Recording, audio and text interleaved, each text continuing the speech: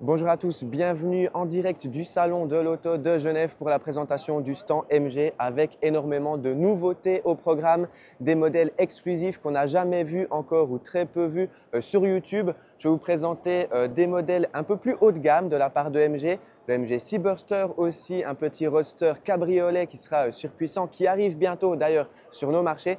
Et puis on a des modèles MG 9, MG S9, des modèles beaucoup plus luxueux que je vais vous présenter dans cette vidéo.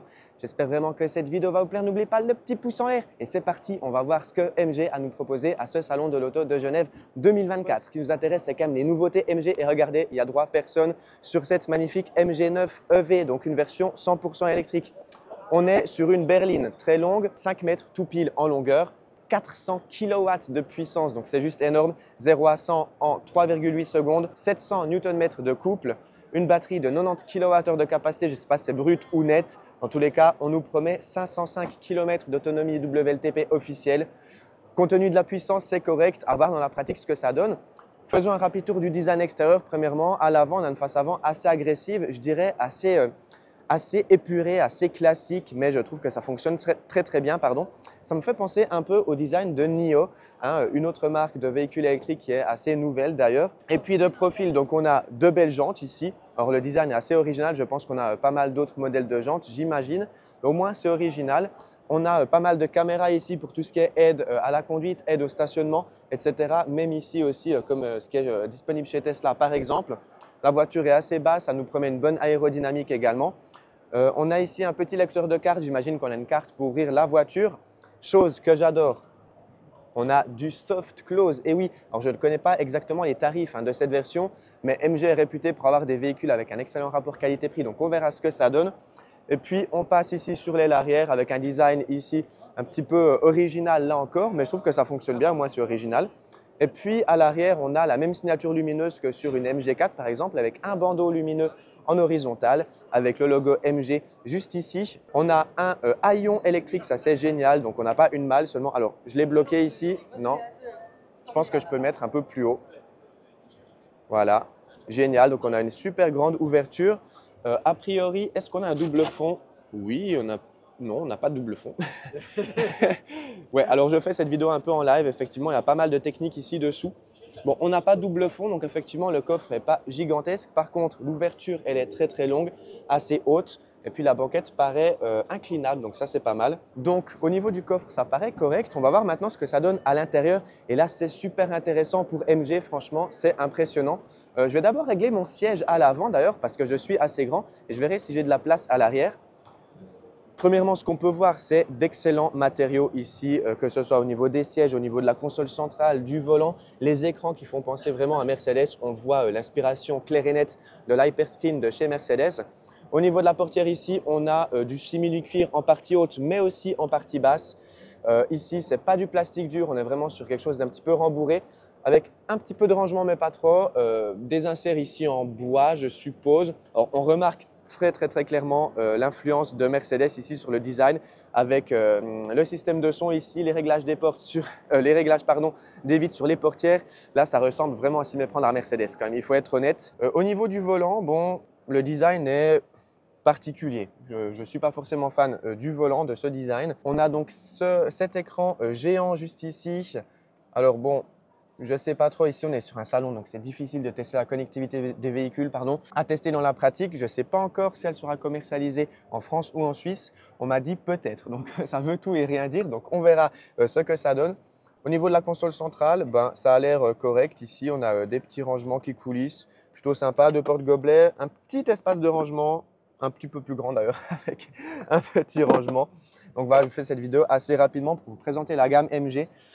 Les sièges super confortables, plutôt une bonne visibilité, mais à tester bien évidemment à la conduite. Dans tous les cas, ce que je peux dire, c'est que franchement, on ne se croirait pas dans une MG.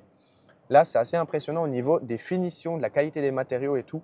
C'est entre du moyen de gamme et du premium, j'ai envie de dire. On n'est pas sur du full premium, ça se ressent, mais c'est très bon déjà. Juste le volant que j'aime pas trop, pour tout le reste, la qualité des matériaux est très bonne.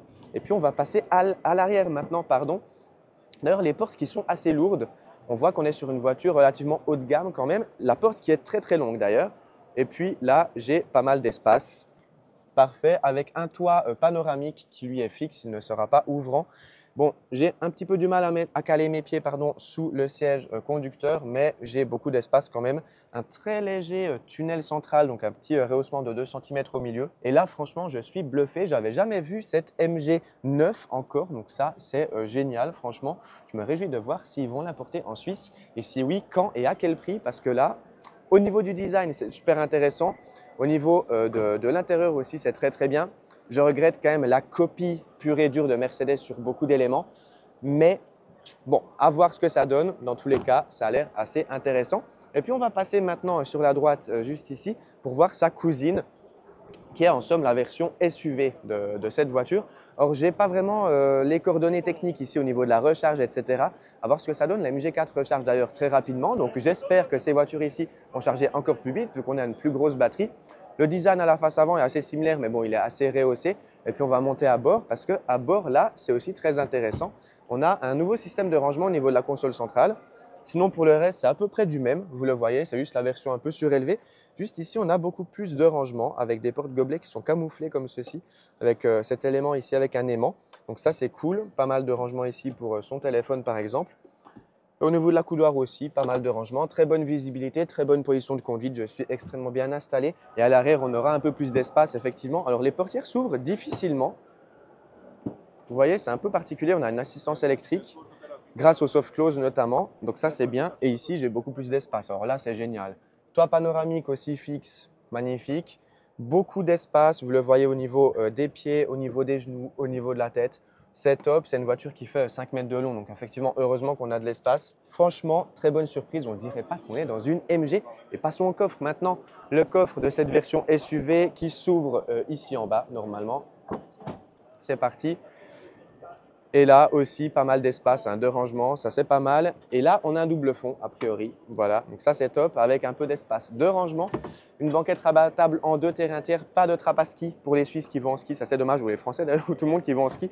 Ça c'est un peu dommage, mais dans l'ensemble, le design ici, il est validé. Il est validé, c'est très joli, regardez avec cette signature lumineuse ici. Très sympa, au moins c'est original, pardon, je passe devant la caméra. Vous le voyez, c'est un SUV coupé, mais on a bien de l'espace au niveau de la tête et bien de l'espace aussi dans le coffre, donc ça c'est top. Et puis on va voir maintenant ce que ça donne au niveau du MG Cyberster, le petit roadster. Allez, on passe de l'autre côté. Merci Quentin qui me suit avec mon iPhone. Or, a priori, il y a des gens au niveau du Cyberster, donc on verra ce que ça donne. Mais ce que je peux vous dire, c'est que c'est un petit roadster super, super intéressant. Regardez-moi ça. Il y a beaucoup de gens qui le regardent et puis qui veulent s'installer à bord. Parce qu'en somme, c'est le premier roadster électrique. En somme, j'ai testé l'Alpine A110S sur ma chaîne YouTube, la version thermique, bien évidemment. Et puis, c'est vrai que je me disais, ça manque une version électrifiée d'une Alpine ou de l'équivalent d'une Alpine. Donc, on a de très belles jantes ici et puis la face avant, juste splendide avec un très, très long capot. Donc ça, c'est génial. Et puis une face avant assez agressive, très classe là encore. Je me réjouis de connaître les tarifs de ce MG Cyberster. Au niveau de la fiche technique, 725 Nm de couple, 0 à 100 en 3 secondes 2. 77 kWh de batterie, donc c'est correct. Il ne faut pas non plus mettre une trop grosse batterie dans un petit véhicule comme ça. On n'a pas besoin d'énormément d'autonomie. 443 km d'autonomie WLTP, c'est correct pour un petit roadster. Avoir encore l'autonomie réelle qu'on pourrait atteindre et surtout ses capacités de recharge. 4,50 m de long, effectivement, c'est assez long. Franchement, on ne dirait pas que cette voiture est si longue, 4,50 m, j'aurais pas dit. Et puis 375 kW de puissance, plus de 500 chevaux, ça c'est impressionnant. Et puis ces portes papillons, juste splendides. On va aller faire un petit tour à l'intérieur de ce MG Cyberster. C'est la première fois que je le vois en vrai. Et puis je dois dire que je suis assez impressionné. Alors j'attends que les autres personnes produisent leur contenu, évidemment. On n'est pas tout seul dans ce salon. On attend, on fait la queue. Mais dans tous les cas, je suis vraiment impressionné. Vous voyez les portes ici électriques, magnifiques. Je suis impressionné par ce design. Et on peut monter enfin à bord de ce MG Cyberster. J'ouvre la porte ici d'une manière électrique. C'est pas magnifique? Franchement, celui-là, waouh! Alors, je vais m'installer. Hop. Alors, on est dans un roadster, effectivement. Ce n'est pas hyper facile de s'installer. Waouh, c'est génial. Je vais essayer de me rabaisser encore un petit peu. Au niveau du siège, je vais me mettre au minimum, je pense. Là, je suis reculé au maximum. Oups. Et je suis le plus bas possible. Et là, bon, je dépasse un peu. Mais en vrai, ça passe pour conduire, je pense. C'est correct. C'est un petit roadster. Bon, il est très long, mais c'est un petit roadster. Au niveau des matériaux, très correct. Franchement, bonne surprise. On est loin d'une MG4. Ça change vraiment. J'adore les écrans ici, moi je suis fan. On a vraiment cette sensation que tout est fait pour le conducteur ou la conductrice. Donc c'est top. Le volant aussi, plutôt sympa. Les petits raccourcis ici, j'aime bien. Le petit mode super sport, ça, je me réjouis vraiment de le tester. Ça a l'air incroyable. Visibilité arrière, bon c'est correct ici en mode décapotable. On va essayer de refermer d'ailleurs le toit. Je crois que c'est dans l'autre sens. Voilà. Et on va voir si je touche. J'ai un peu peur. C'est en live, hein, on ne l'a jamais fait. Moi, ça va. Eh, c'est correct, hein? C'est correct. Ouais, tout juste. Bon, la visibilité n'est pas géniale, effectivement, pour moi qui suis assez grand. La boîte de vitesse, enfin la sélection de rapport juste ici, un petit écran aussi pour la climatisation. Très sympa. Bon, la connectivité, ce n'est pas le point central de cette voiture, je pense. On est sur une voiture purement sportive. Je pense que les gens qui achètent ça, ce n'est pas leur seule et unique voiture. Je pense que c'est un deuxième véhicule, j'imagine. On n'a pas forcément besoin d'un excellent planificateur de plein de choses qu'on aimerait dans sa première voiture qui est faite pour faire de longs trajets. Ceci dit, je me réjouis quand même de tester toute sa partie électrique parce qu'effectivement, on a envie de partir en week-end avec ce type de voiture. Et puis surtout quand on part, je ne sais pas, en montagne ou quoi, il n'y a pas forcément des bornes de recharge rapide partout. Donc, on a quand même envie d'un planificateur d'itinéraire. On verra ce que ça donne d'ailleurs à la conduite. Ici, je ne peux bien évidemment pas tout tester étant donné qu'on est dans un salon et il n'y a pas de connexion. Un petit rangement juste ici, deux porte-gobelets. Puis ici, on a quelque chose pour se tenir, hein, je pense notamment aux passagers, si c'est moi qui pilote et que j'ai tendance à rouler un petit peu vite, je ne sais pas, en virage. Des palettes au volant pour la récupération d'énergie, a priori. Le mode de conduite juste ici, ça a l'air top. Ouais, d'ailleurs, la visibilité à l'arrière est très correcte, hein. Franchement, je ne m'y attendais pas, c'est top. On a aussi un petit rangement juste ici. Je ne sais pas si on va voir avec la luminosité. Donc ici, on peut ranger pas mal de petites choses, des petits sacs à dos, etc. Et on va aller voir le coffre. À noter qu'il n'y a pas de frunk, ça c'est dommage, il n'y a pas de coffre à l'avant. Pourtant, le capot est très très long. Mais franchement, ah oui. Donc Quentin nous rouvre le toit. Ouais, c'est sympa. Je me demande à quel tarif il va sortir ce Cyberster. Normalement, il devrait sortir cette année d'après les informations que j'ai pu lire et écouter. À voir quand il va sortir, franchement, je me réjouis de voir le tarif. J'espère que MG va frapper un grand coup et que ce MG Cyberster ne sera pas 80 000 francs suisses ou euros, mais qu'il sera moins cher. En tout cas, j'espère vraiment.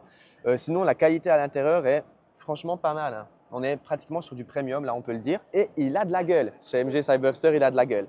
Le petit bouton juste ici pour ouvrir le coffre manuel d'ailleurs. Voilà. Bon, alors le coffre, effectivement, il est plus grand que celui d'une Alpine A110, par exemple, que j'avais pu tester. Mais il reste assez petit, on n'a pas de double fond.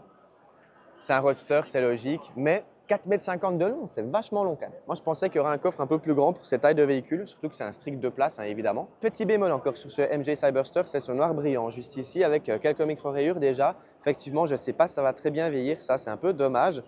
Bon, c'est peut-être un véhicule de pré-série d'ailleurs, je ne sais pas, à voir. D'ailleurs, au niveau du port de charge, il est situé à gauche, juste ici. Ah oui, donc c'est même pas encore la version européenne, hein, bien évidemment, c'est une version asiatique. Donc j'imagine que c'est encore du pré-série ou je ne sais pas, donc à voir s'ils peuvent corriger certains éléments. Dans tous les cas, ce MG Cyberster, il a vraiment un look d'enfer. Je me réjouis de le tester sur la route. J'espère que cette année, je croise les doigts. On va aller voir ce que ça donne maintenant. De l'autre côté, ici, on a un modèle thermique, il me semble, qui lui aussi est très intéressant. D'une part parce qu'il est extrêmement joli. Alors là, j'ai l'impression qu'on a des petites touches d'Alfa Romeo, surtout au niveau de la couleur, au niveau des jantes, etc. Juste à l'arrière, on a la nouvelle MG3, la petite citadine hybride jusqu'à 190 chevaux, le 0 à 100 en 8 secondes. C'est de l'hybride, je ne vais pas m'attarder trop sur le sujet non plus, mais c'est une voiture qui a une petite bouille sympa. On verra aussi au niveau des tarifs ce que ça donne.